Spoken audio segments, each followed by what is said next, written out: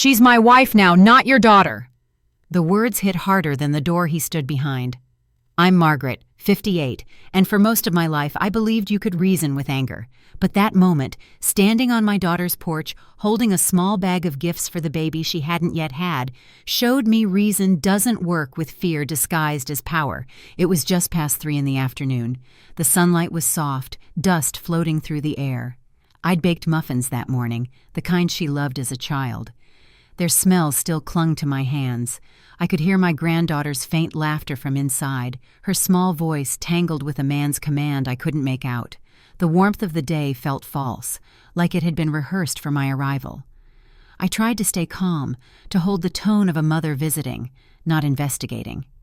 "Mark," I said, "I just came to drop these off." He opened the door halfway, blocking the view behind him.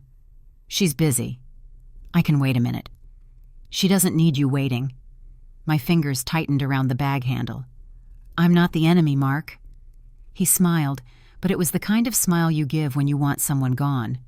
"You're making things worse." The scent of the muffins mixed with something sharp. Cleaning chemicals, maybe, or the metallic edge of tension. I looked over his shoulder. My daughter wasn't in sight. The kitchen clock ticked too loudly. Every detail screamed that something was wrong, yet every word from his mouth asked me to pretend nothing was. Inside that silence, my neighbor from across the street appeared by the fence, pretending to water her plants. She looked over, hesitated, and went back inside. Witnesses never want to admit they saw something. They just remember when asked. Then I heard it. A faint buzz from inside, her phone vibrating against a counter. Mark turned instantly, his voice dropping low. "Go back to your car," he said. "You're not needed here." "She called me last night," I replied quietly. His shoulders froze. "Twice, around 2 in the morning. His head snapped toward me. "Mind your own business, old woman." I smiled. "Then why is she calling me Mom at 2 a.m.? For a second, there was nothing but breathing and the slow whir of a ceiling fan above us. The look in his eyes wasn't confusion, it was calculation. He knew the line had slipped, the secret exposed by routine. I realized then that my daughter's calls weren't about comfort. They were distress signals, whispered through darkness. He stepped closer, lowering his voice. "You're not welcome here anymore." "That's your mistake," I said softly. "You think I need permission." His hand gripped the door edge, knuckles white. "Leave." I stayed still. "I will, but remember, doors don't stay locked forever." He slammed it so hard the watiko frame rattled. Behind the wood, I heard something fall. Maybe her voice, maybe a picture. I couldn't tell. I stood there for a moment, the air thick with silence and the faint echo of a baby's laughter from somewhere deeper in the house. That was the last sound before everything changed. I walked back to my car, hands trembling. The muffins lay crushed in the bag on the passenger seat, crumbs scattering like proof of something simple that had gone too far.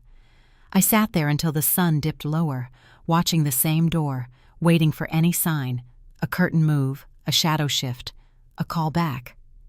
Nothing. My neighbor crossed the street again, pretending to collect mail that wasn't there. "Everything all right, Margaret?" she asked. "Yes," I lied. "Just a family misunderstanding." She nodded, unconvinced. "I heard shouting." "Did you?" She hesitated. "He sounded angry." "He was," I said quietly. "But anger only sounds loud when someone else is afraid." When I drove away, the steering wheel felt slick in my hands.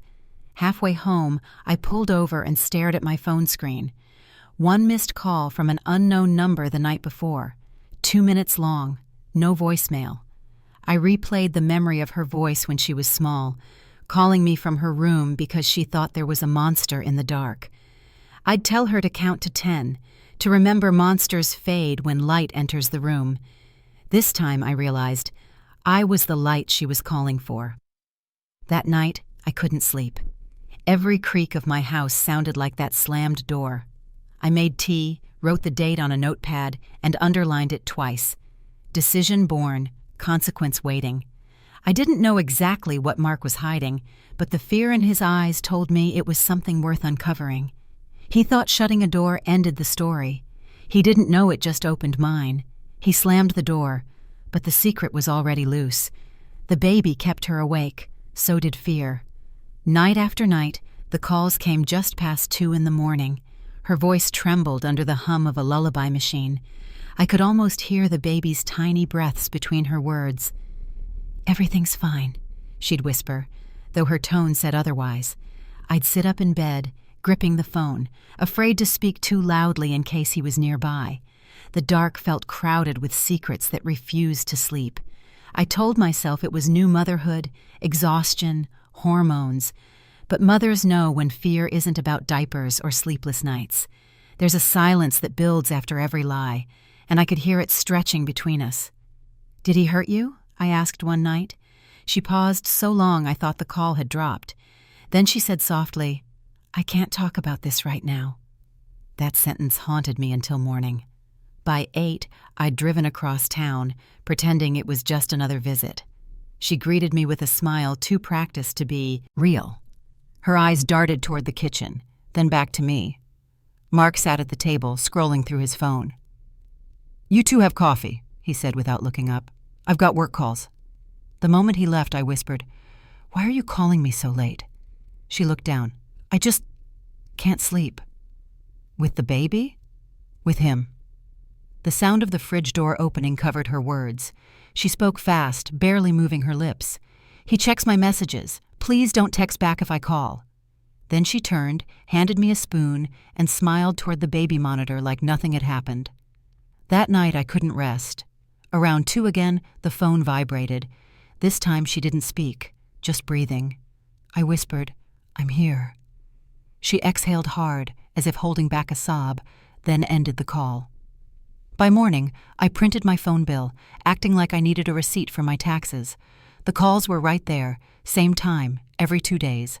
Fear had a schedule. I felt my hands shake as I folded the paper into my purse. Proof doesn't always look dramatic. It can hide inside patterns. At noon, I brought soup to the church potluck and slipped the printout to my friend Ruth, who'd worked with the phone company before retiring. "Can you tell if these are local?" I asked quietly. She scanned it, frowned, and nodded. "Same tower each time. Close range. He's not leaving the house when she calls." Her words tightened something in my chest. "So she's risking it from inside." "Seems that way," Ruth said. "You be careful." On my way home, the radio played a love song from the 90s, something she used to sing as a girl, the same tune she hums now for the baby. The warmth of that memory burned because it no longer belonged to peace. It belonged to fear, disguised as family. I stopped at a red light and caught myself whispering, "Hold on, sweetheart. I see you." It was half prayer, half promise. Money had once been a constant argument between them. She'd said he didn't like her buying anything without asking. I offered her $50 once for diapers, but she refused, saying, "He'll notice the bag." That memory replayed while I counted the change in my wallet. Control wears the face of love until you notice who's doing the counting. 2 days later, the next call came, but not from her number. It flashed blocked. I answered anyway. "Hello?" Silence. Then the faintest click, like someone picking up another line. I waited, heart pounding, before I said, "If you can hear me, stay safe. I know what's happening." The call ended. I sat in the dark for hours, the baby's lullaby tune still playing in my head. Every mother recognizes that sound, a promise that someone will watch over you while you sleep. But now it sounded like a warning.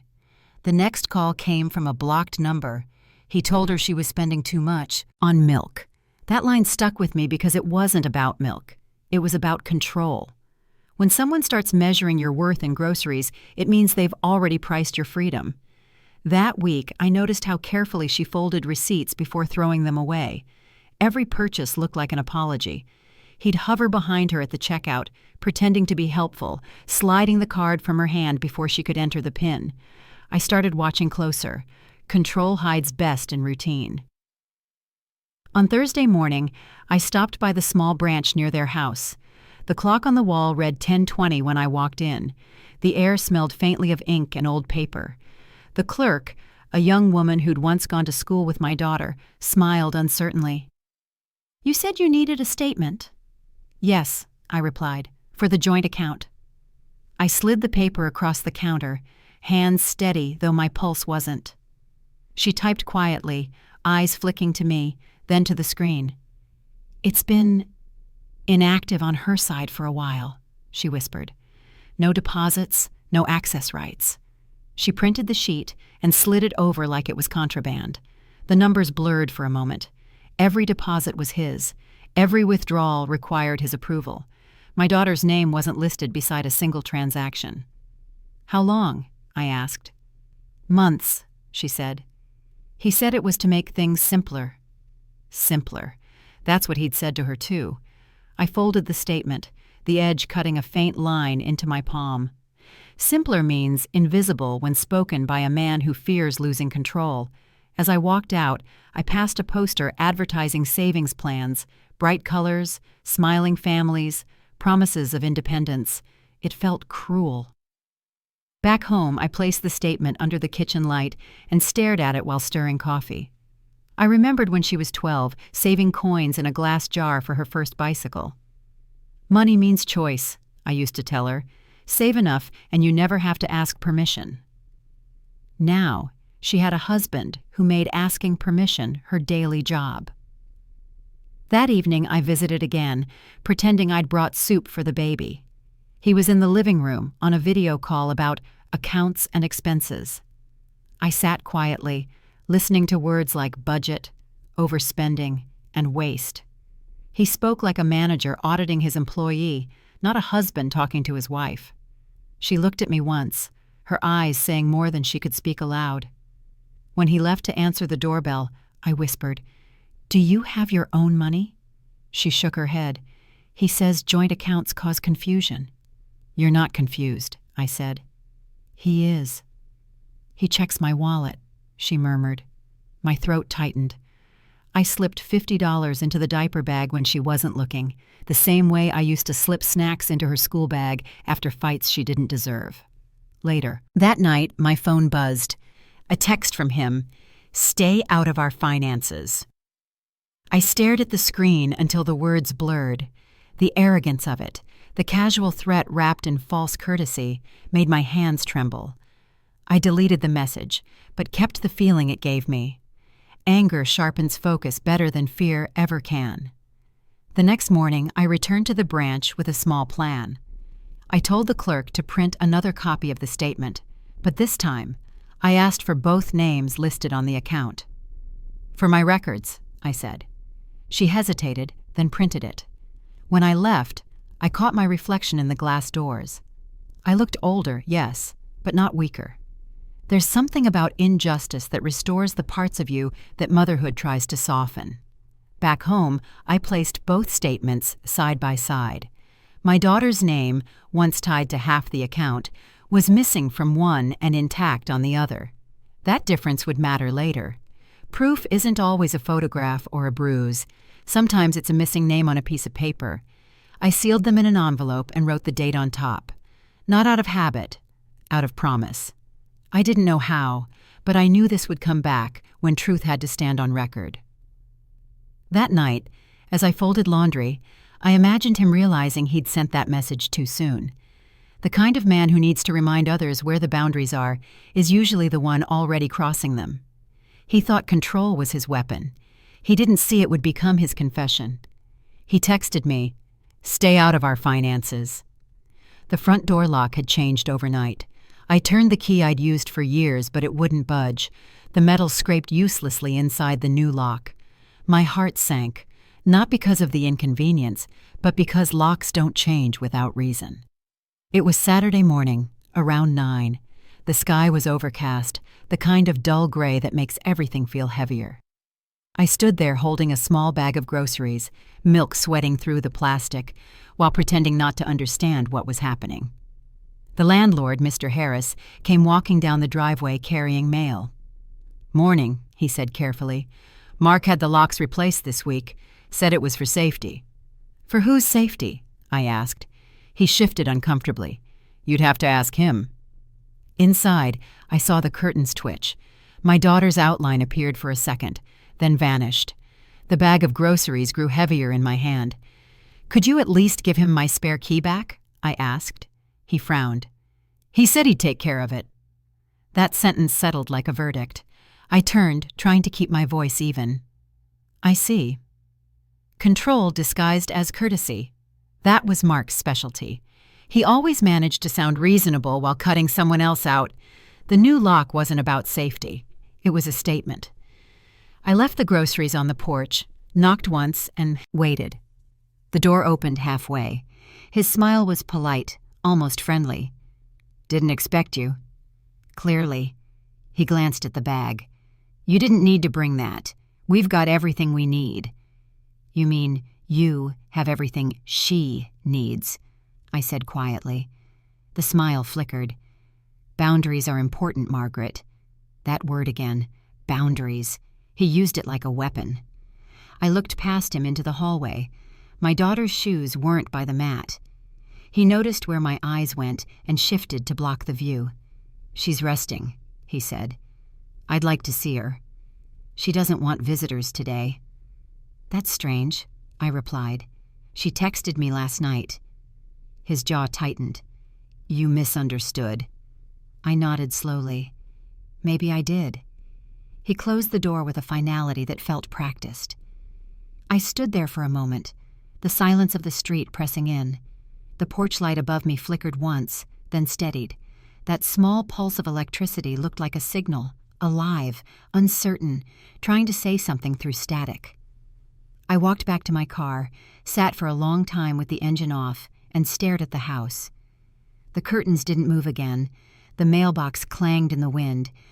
I thought of how easily power hides behind ordinary gestures. A changed lock, a polite tone, a man smiling while cutting off the last line of defense between a woman and the world outside her door. When the sun began to set, I returned quietly. I parked across the street, watching the porch light switch on again at dusk.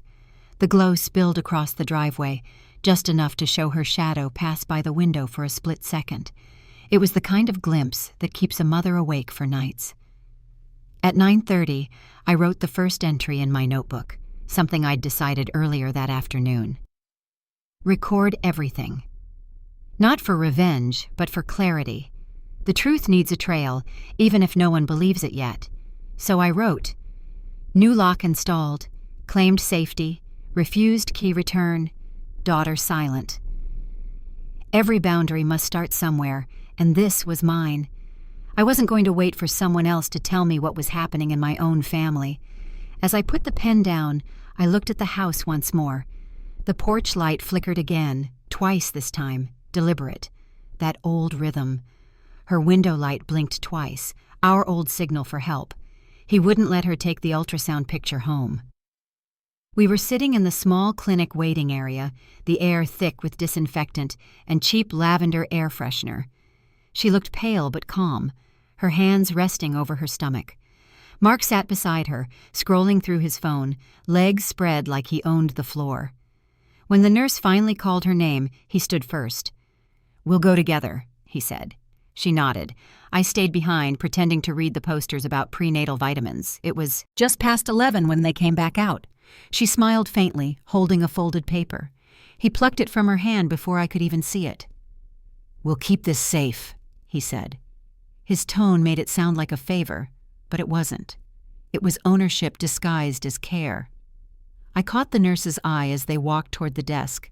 The woman hesitated, then stepped closer and whispered. She looked terrified inside. She slipped a thin envelope toward me. "For her," she said quietly. Inside was a copy of the ultrasound. The baby was only a blur, tiny, indistinct, but it was the first real proof that something good still lived in that house. My hands shook. I folded the paper gently, as if it were fragile enough to bruise. Outside, sunlight hit the metal handrail, warm against my skin. That small touch grounded me. I realized the warmth I missed from her life could only return if I fought for it. At lunch, Mark talked about the baby's future like a CEO reading a budget report. "We'll manage expenses better this time," he said, cutting his sandwich with precision. "She spends too much on nonsense. I'll handle the accounts." I wanted to say, "You already do," but I bit my tongue. Instead, I said, "You know, pregnancy takes more than control. It takes comfort." He smiled, thin and polite. "Comfort's a luxury when bills are due." He wasn't wrong about the bills, but that wasn't the point. Money was his language of power. Every dollar he managed was another word in the story he was writing for her. When she excused herself to the restroom, I leaned across the table. "You think she's weak because she's quiet," I said. "But silence doesn't mean surrender." He didn't look up. "It does when I decide it does." The arrogance in that line burned through me. He'd found a way to weaponize concern. To the world, he looked like the caring husband, attentive, organized, protective. But protection without permission is a cage. That night, I sat at my desk with the folded scan in front of me. The tiny outline on that grainy paper looked almost like a whisper, half hope, half warning. I thought about the nurse's words again. She looked terrified. People only whisper truth when they fear being overheard. At 8:45, I called a friend who worked in family law. "Hypothetically," I said, "if someone replaced locks and cut financial access, would that count as coercion?" She paused. "Yes. Why?" I unfolded the ultrasound. "Because it's already happening." There was a long silence on the line. "Start keeping everything," she finally said. "Every text, every receipt, every visit." "I already have," I whispered. After we hung up, I placed the scan in a white envelope and sealed it. For now, it was just paper. Later, it would be proof. I stared at it until the streetlights flickered on outside. His idea of safety was control. Mine was exposure. He thought her silence was surrender. He didn't know it was strategy. By the time the clock hit 9:30, I knew what I had to do. I sent the photo to my lawyer friend that night. He smiled too wide when the grocer asked about her. It was a Saturday morning, the kind of day when the market smells like oranges and rain. Mark stood beside her at the counter, his hand resting too tightly on her shoulder. The grocer joked about her always buying the same brand of milk, and Mark laughed louder than the moment needed. It was the kind of laugh that tries to sound harmless but lands like a warning. She paid in coins again, slow, careful, counting each one like it mattered. When she reached for the bag, her sleeve slid back for a second. I saw the gloves she wore despite the warm air. A thin edge of yellowed skin showed above the wrist. Bruises, faint but deliberate. The grocer caught my eye. "She's been coming early," he said after they left. "Always alone, except when he waits outside." I nodded. "Does she ever seem uneasy?" He looked down. "I've seen her drop money, and he makes her pick it up." His voice dropped lower. "And once, she paid with a torn dollar, and he made her apologize to me." That night I couldn't stop thinking about it. I opened the grocery receipt she'd left in my car once. A small slip of paper, barely legible. Just milk, bread, and rice. Nothing over $5. The ink had faded, but her handwriting on the corner hadn't. "Thank you, Mom." That was 3 weeks ago. She'd been thanking me for gas money I'd slipped into her bag. When control becomes routine, witnesses become stories. And stories, when gathered right, become truth. I went back to the store the next day under the pretense of buying fruit. The grocer looked uneasy when he saw me. "You shouldn't get involved," he said quietly. "I already am." He sighed. "He's always watching, even from the truck." I turned to the window. Mark sat in his pickup, talking on the phone, his reflection visible in the glass. Our eyes met for half a second. He smiled again, wide, rehearsed, knowing. I left the store with shaking hands.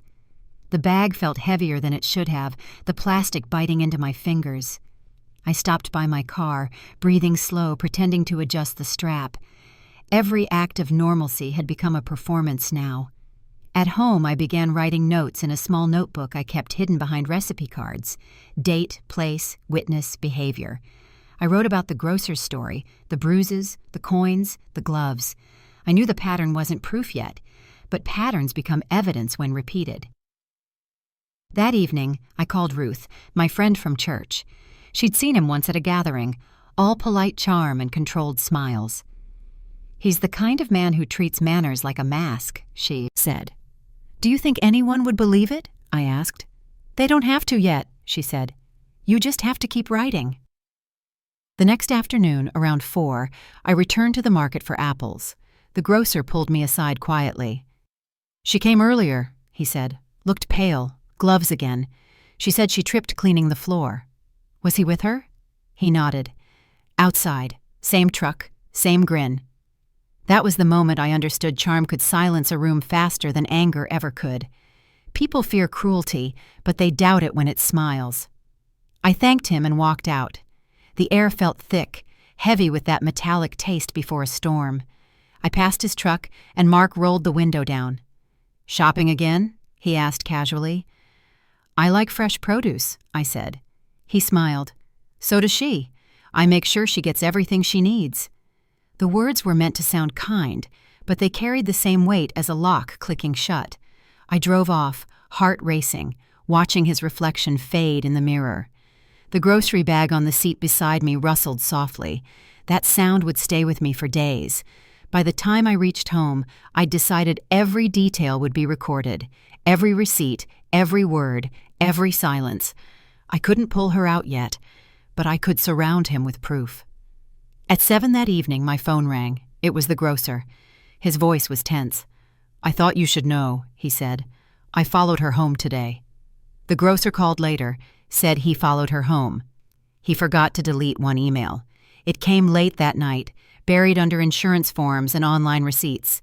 The subject line was dull: account verification notice. But the sender's name caught my attention. The account was under my daughter's maiden name. That single detail split everything open. I forwarded it to the attorney who'd quietly been helping me. Within hours, she called. "There's an account," she said. "Opened 2 months ago. Regular deposits, around $2,000 each time." "From his paycheck?" I asked. "Yes. Every transfer originates from his main joint account, but the withdrawals are in cash." He wasn't saving for the baby. He was setting an escape fund. By morning, the proof arrived as a printed email. Crisp paper, black ink, his name right above hers. I read it twice before it sank in. He'd built her prison out of her own name. I met my daughter for lunch, trying to stay calm. She smiled weakly and said, "He's been stressed." "Stressed men don't hide money," I said. She froze. "What do you mean?" I slid the email across the table. "He opened this using your old name. Look at the transfers."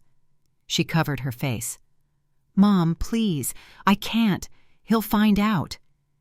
"He already has everything," I said. "He's moving funds out one piece at a time. That's not stress. That's preparation." Her voice cracked. "I just want peace. Peace costs too much when it's bought with silence." Tears welled up. She whispered, "He said I wasn't good with money, that I'd ruin us if I handled it." "That's control, not concern." She nodded, trembling.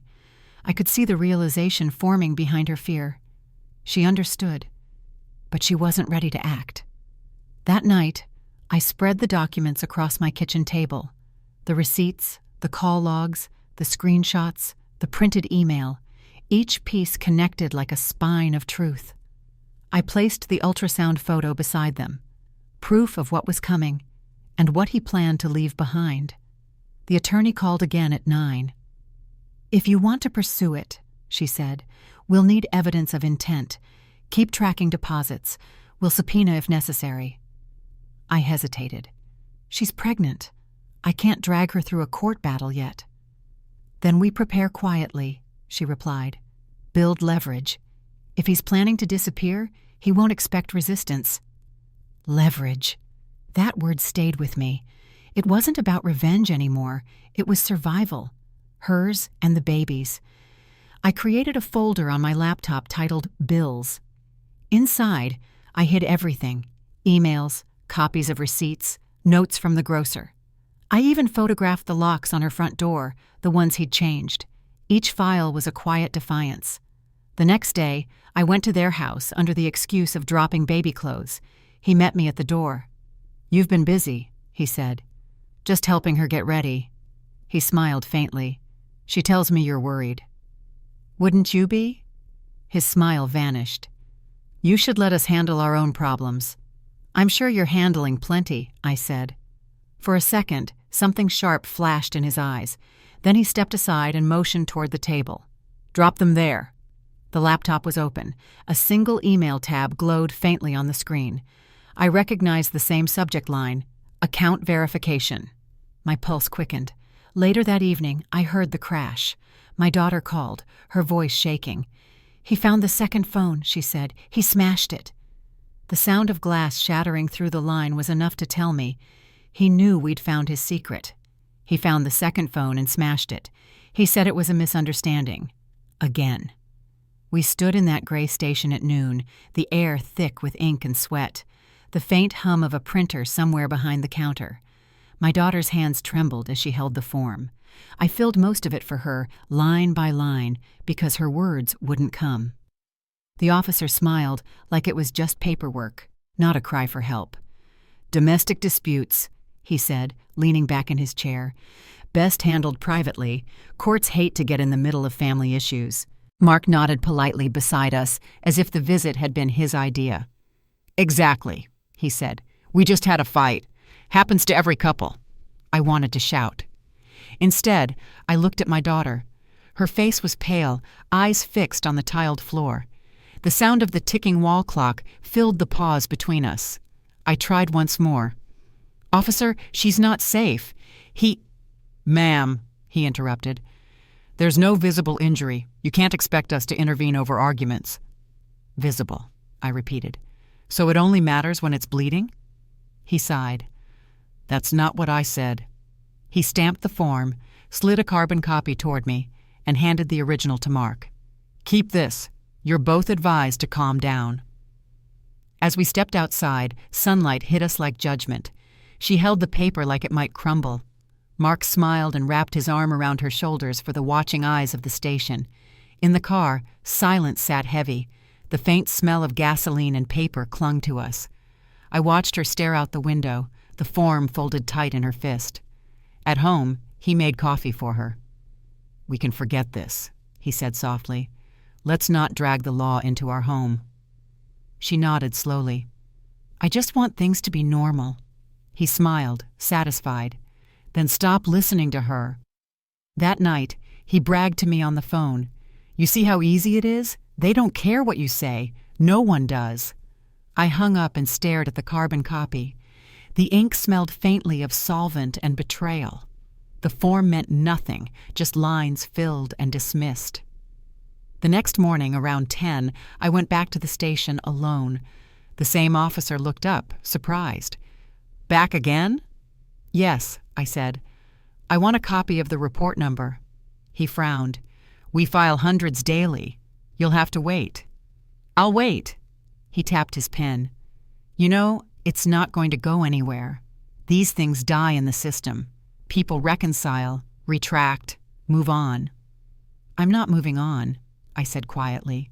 He shrugged, muttering, "Suit yourself." By the time he printed the record, my resolve had changed shape. Fear had turned into strategy. Authority wasn't protection. It was camouflage. I stopped trying to convince people and started collecting them. A nurse, a grocer, a lawyer, now a reluctant cop who'd seen too much but remembered more than he admitted. Later that day, Mark called me directly. His tone was careful. "You went back," he said. "I did." "You think you're clever, don't you?" "No," I said. "Just patient." He laughed softly. "You'll run out of people who'll listen." "Then I'll make them." The line went silent for a second. Then he said, "You're playing a dangerous game." "So are you." That evening, as the clock struck 6, I found an envelope pushed through my front door. No return address. Inside was a single message typed in bold black letters. Withdraw the report or lose her. A message arrived. Withdraw the report or lose her. He shouldn't have thrown the old phone in the trash. It was a Tuesday morning, cool air carrying the faint hum of garbage trucks down the street. My neighbor, Mr. Allen, was the kind of man who fixed things just to see if they'd still work. He called around noon. "I found something," he said. "You might want to see this." When I walked over, he handed me the cracked phone wrapped in a paper towel. "It was in their bin," he said quietly. "Still has a little charge left." The screen was shattered, but flickered alive when plugged into a charger. A familiar background image appeared, a sonogram photo. My breath caught. "Where did you say you found this?" "Right on top," he said. "Didn't look like normal trash." I tapped the screen. A list of audio files appeared, all labeled by date. The most recent one was from 2 nights ago, 2:13 a.m. I pressed play. His voice filled the room first, harsh, deliberate, breaking through the static. "You think anyone will believe you? You can't even keep the baby safe." Then her voice followed, soft, shaking. "Please, not so loud. The neighbors." A slam, a short silence, then muffled crying. I stopped the recording.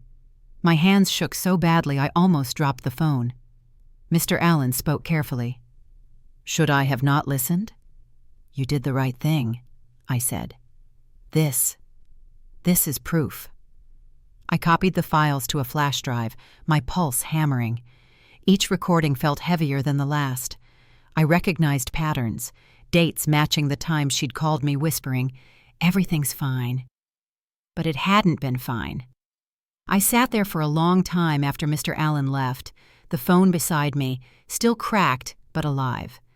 Proof had a sound now. Not just bruises or missing money, actual sound. The difference between rumor and reality was measured in decibels. By late afternoon, I called Ruth, my attorney friend.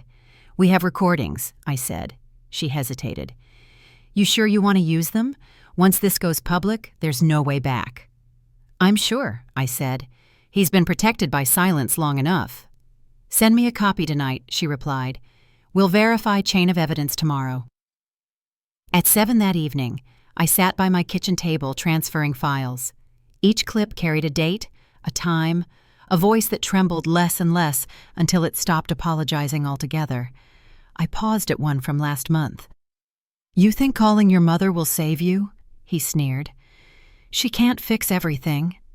Her voice was faint. I wasn't calling her. I was praying. The sound broke me more than any image could. Because it wasn't rage, it was exhaustion, the kind that ends only when someone else finally speaks. When I finished copying, I wrapped the phone in tissue and sealed it inside a small box. I wasn't going to destroy it. It had become a witness. Around 9, I walked it back to Mr. Allen. "Keep this," I said, "somewhere safe." He looked uneasy. "If he finds out—" "He won't," I said. "Not yet." But deep down, I knew accidents have a way of finding daylight. Before bed, I checked my messages. One from an unknown number read, "Stop digging. She's fine." No name, just that. The next morning, my phone buzzed before sunrise. Dozens of notifications. I opened the first. It was a link to a clip uploaded online. The same recording, the same voices. The caption read, "Listen to what happens behind closed doors." I felt my stomach twist. It wasn't me. I hadn't shared it. But once truth escapes, it never comes home again. The first clip leaked online before I was ready. By morning, everyone had heard his voice. The audio had spread faster than anyone expected. A local journalist posted an article titled, "Behind the Perfect Marriage," quoting pieces of the recording. The comments poured in before sunrise. People who once waved at them in the market now whispered in parking lots. Some called it courage, others called it gossip, but no one could unhear the rage in his tone. I sat at my kitchen table, coffee cooling beside the newspaper. His name was printed in bold above hers. Below it, a single line read, verified audio obtained from a reliable source. My heart pounded as I read it again. Reliable source. That meant me. At 8, the phone started ringing. Friends, neighbors, even the lawyer. Everyone wanted to know if it was true. I didn't lie. Yes, I said each time. That's his voice. By noon, the clip had already crossed to national forums. One outlet called it proof of a hidden epidemic. Another replayed it under the headline, A Community in Shock. Mark called it fake. They doctored it, he told anyone who'd listen. But the tremor in his voice betrayed him. He stormed to her house that afternoon, shouting from the porch, "You let them destroy me! You think this makes you strong?" She didn't answer. For the first time, she didn't have to. The neighborhood watched from behind curtains. Someone filmed him pacing, red-faced, ranting about lies. Later, that clip joined the others online. I saw it all unfold in real time, every comment like a ripple in water. "Justice," one wrote. "Finally," said another. But justice wasn't clean. It came with scars. My daughter called that evening, voice shaking but steady. "They know now," she said. "They do," I replied. "I thought I'd feel better." "You will," I said softly. "Give it time." She paused. People at work sent messages. Some said they always suspected. One woman wrote that I gave her courage to leave her own husband. That made her cry. But then she laughed. A real laugh, the kind I hadn't heard in months. I could almost see her shoulders lift, the weight loosening. I leaned back, exhaling. "You don't need to hide anymore," I said. She was quiet for a long time. Then she said, "Mom, thank you for not giving up." The next morning, the journalist called me directly. "We're running a follow-up," she said. "Do you want to speak on record?" "No," I answered. "I've said enough. Let the story speak." She respected that. "You should know," she added, "our editors received threats to take it down. We won't." That sentence gave me more relief than applause ever could. Someone else was holding the line now. At 10, I walked to the corner cafe. The same people who once avoided eye contact now met my gaze. One woman touched my arm and whispered, "She's brave. You are too." On the newsstand outside, a folded newspaper headline caught my eye. "Voice of fear becomes voice of proof."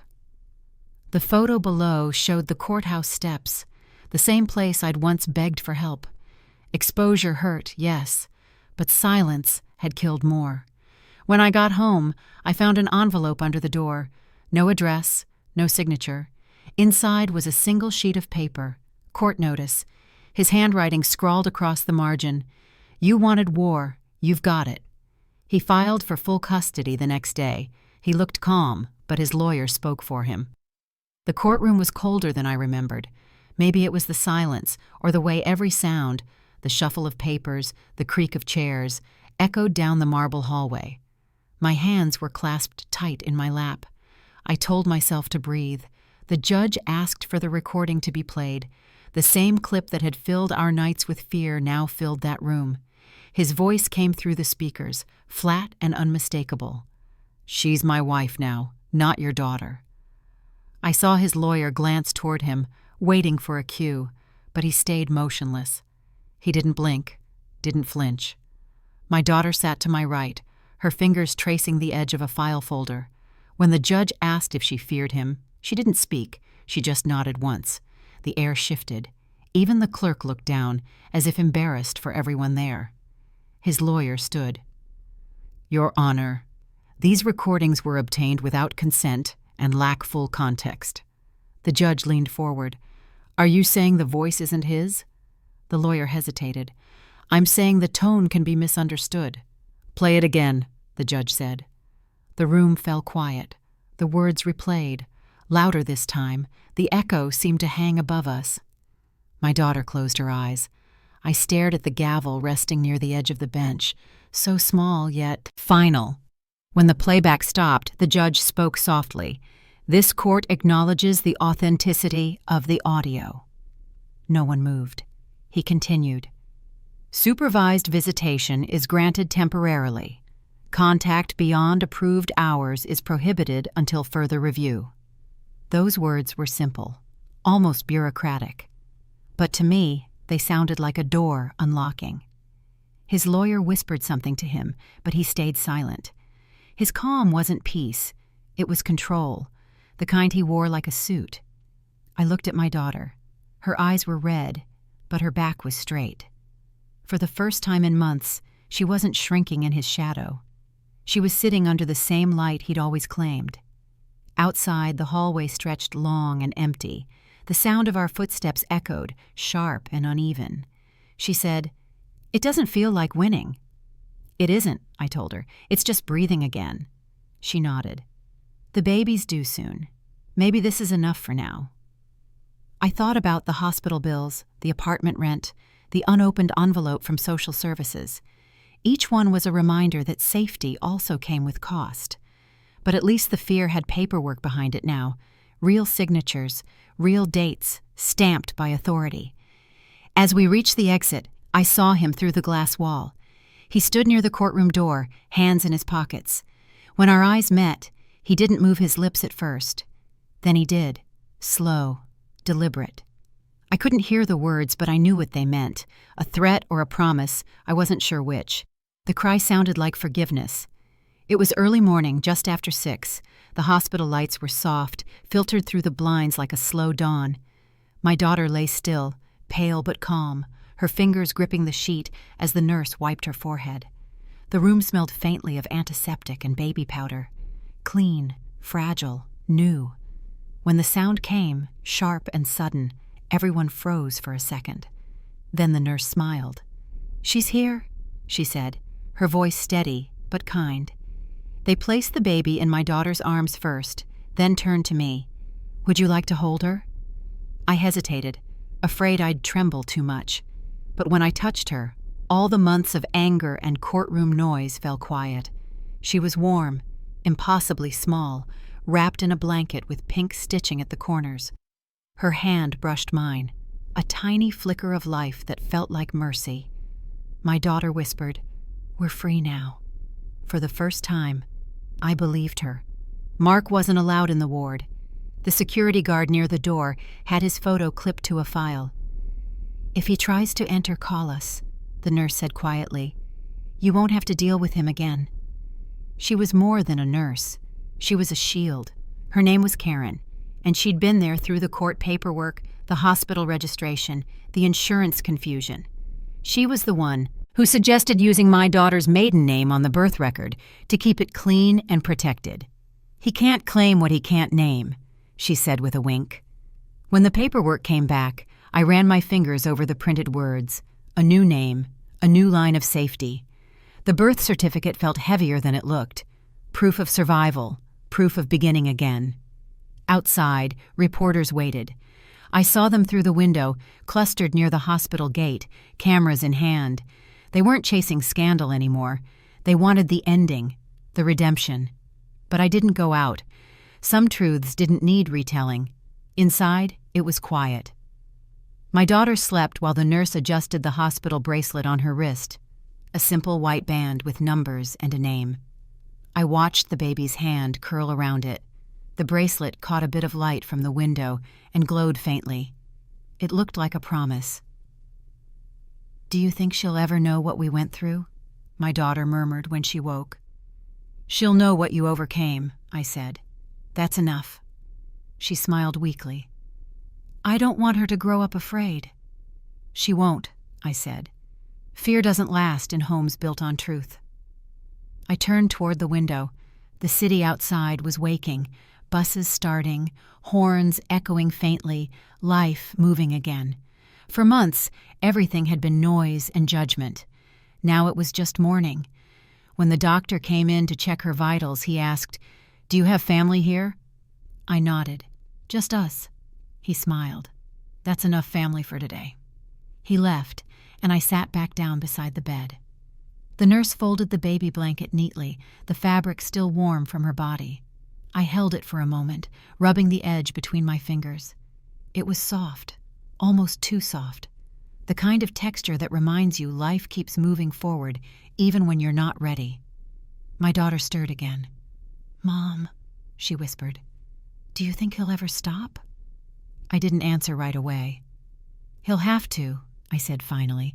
"The law doesn't scare men like him, but silence does, because now he can't control the story anymore." The baby shifted in her sleep, a faint whimper rising, then fading. I touched her cheek gently. Forgiveness wasn't something I planned to give. It was something born anyway, fragile but alive.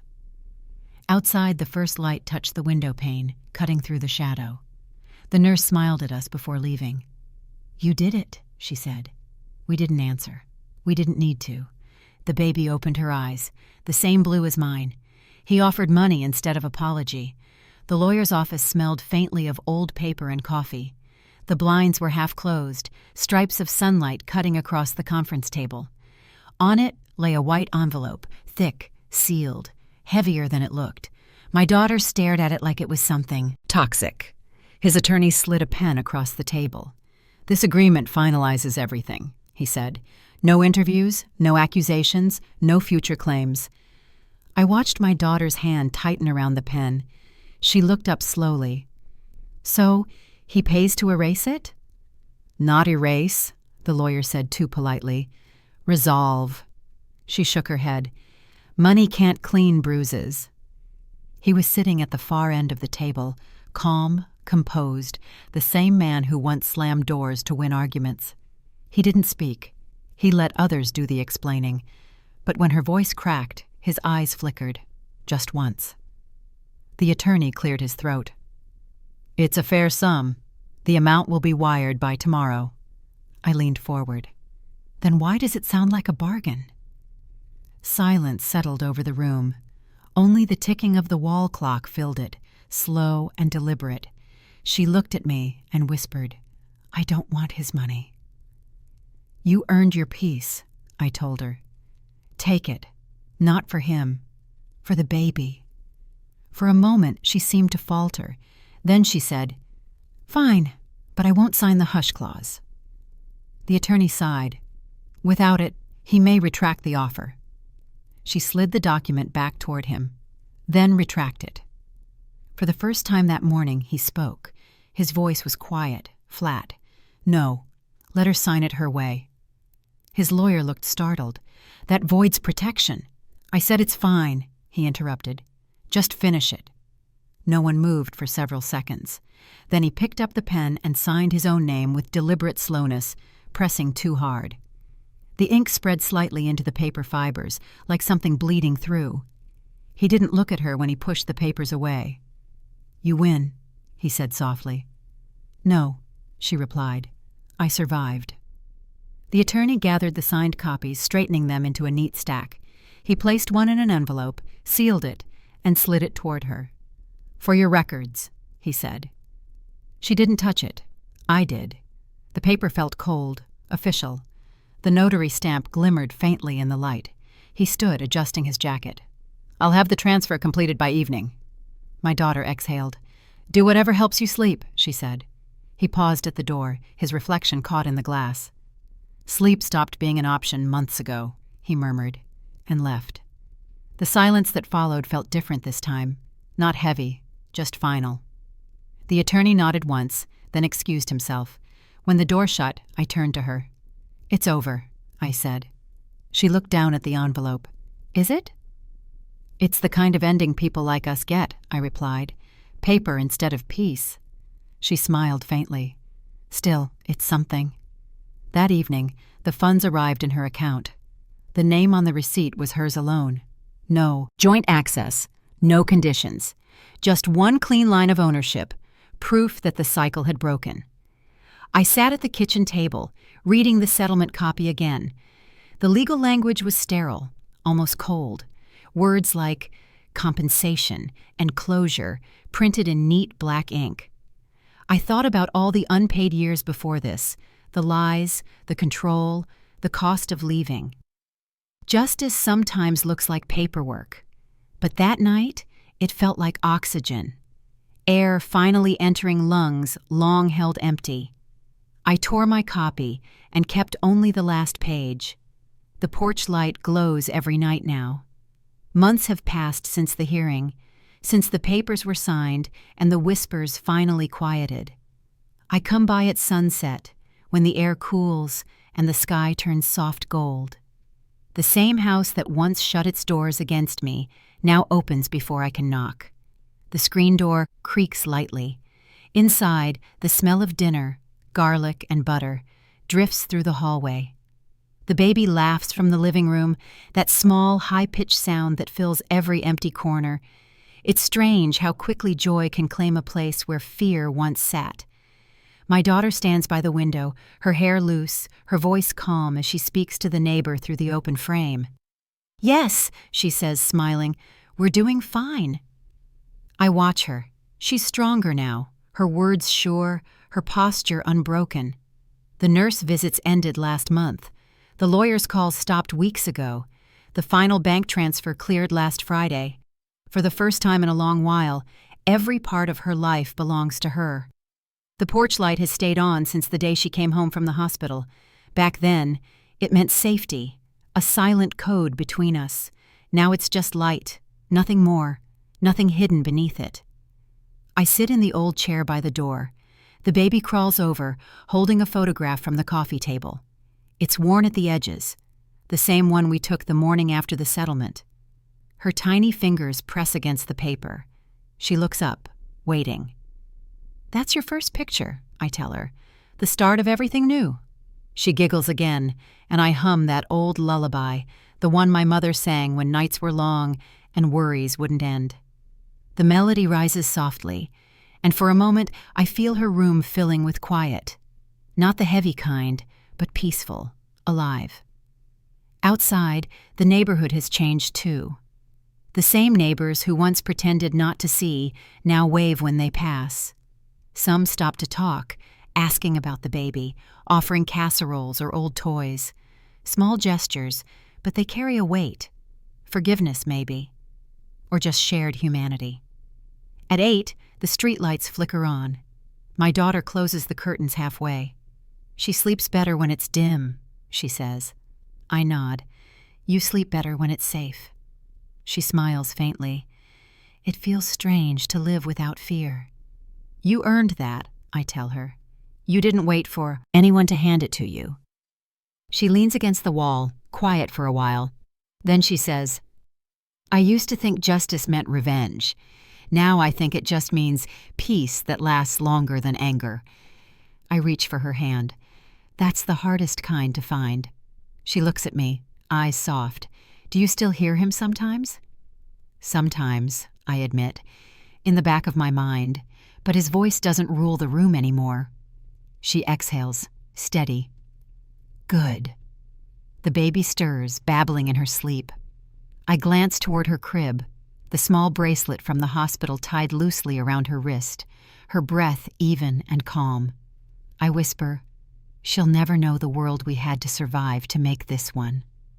The porch light glows through the window, steady against the dark. It used to flicker, like it couldn't decide what it wanted to be, warning or comfort. Now it just burns quietly. I rise to leave. At the door, I turn back once more. My daughter stands there, her arms crossed, her smile unguarded. "Come by tomorrow," she says. She likes mornings. "I will," I answer. "Keep the light on," she laughs. "Always."